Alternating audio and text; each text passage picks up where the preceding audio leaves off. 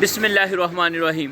Professor साहब अपनी class में दाखिल हुए और दाखिल होते ही उन्होंने एक सरप्राइज़ टेस्ट की अनाउंसमेंट कर दी। सारे बच्चे बड़ा हैरान हुए। उन्होंने कहा नहीं भाई, सरप्राइज़ टेस्ट इसी को कहते हैं।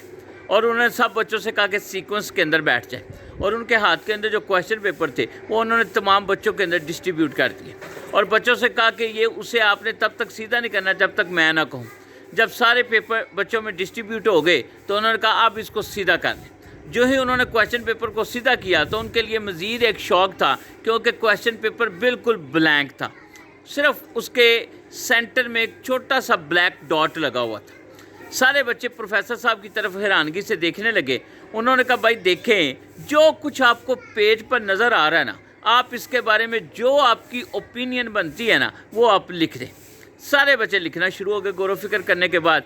अब जब सारे उनके पर्चे कलेक्ट किए गए और प्रोफेसर साहब ने सब के पर्चों को पढ़ा तो वो बड़ा हैरान हुए, और उन्होंने ऊंची आवाज़ में सब के जो लिखे हुए जुमले थे ना, वो उन बच्चों को पढ़ कर सुनाए। और उन्हें कहा कि देखें कि आप सब ने सिर्फ इस पेज पर नज़र आने वाले एक छोटे से ब्लैक डॉट को फोकस करके रखें। यानी कि आपको सिर्फ ये ब्लैक डॉट नज़र आया पूरे पेज के अंदर।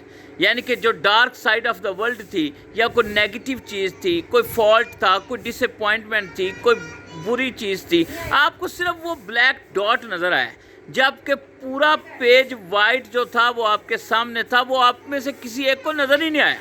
किसी एक ने एक जुमला तो क्या, एक लफ्ज़ ने लिखा वाइट पेज के बारे में।